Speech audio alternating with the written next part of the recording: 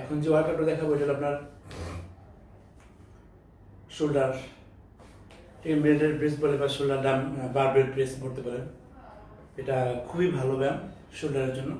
আপনি এটা শুধু শোল্ডার না, আপনার এটা এই ব্যায়ামটা যখন করবেন আপনার শোল্ডার লাগবে, তারপরে ট্রাইসেপ বাইসেপ সব জায়গায় লাগে, এই জন্য এখানে মাস্টার ওয়ার্কআউট বলতে পারেন।